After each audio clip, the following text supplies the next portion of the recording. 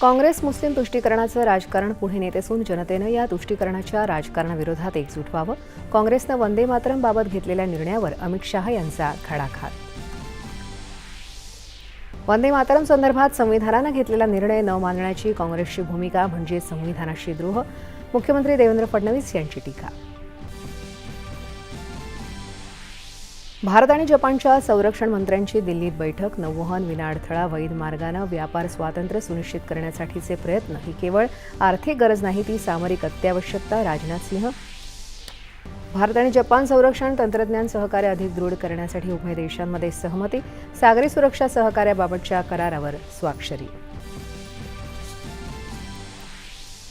Bharat Singapore मंत्रिस्तरीय गोलमेज परिषदेच्या चौथ्या फेरीत धोरणात्मक आणि उदयोन्मुख क्षेत्रांमध्ये द्विपक्षीय सहकार्य अधिक दृढ करण्याबाबत चर्चा.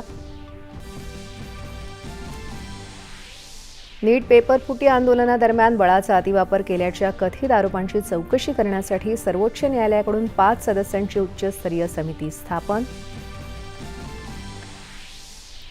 यंदाच्या गणेशोत्सवातही 6 फुटांखालील गणपती मूर्तींचं विसर्जन कृत्रिम तलावात तर त्यापेक्षा मोठ्या मूर्तींचं विसर्जन नैसर्गिक जलप्रवाहामध्येच करता येणार, आशिष शेलार यांची माहिती. ग्राहकांच्या आरोग्याची सुरक्षा आणि गुणवत्तेच्या कारणास्तव आजपासून राज्यात सुट्या खाद्यतेलाची विक्री करण्यावर पूर्णपणे बंदी. अन्न आणि औषध प्रशासनाकडून आदेश जारी. मराठीत संवाद न साधता येणाऱ्या रिक्षा टॅक्सी चालकांविरोधात राज्यभर परिवहन विभागाची तपासणी मोहीम सुरू. ठाण्यात सुमारे 45 रिक्षा चालकांना 1 महिन्याची नोटीस. जागतिक बॅडमिंटन अजिंक्यपद स्पर्धेत आज उपउपांत्यपूर्व फेरीतले सामने. महिला दुहेरीत भारताच्या त्रिशा जॉली आणि गायत्री गोपीचंद यांची उपांत्यपूर्व फेरीत धडक.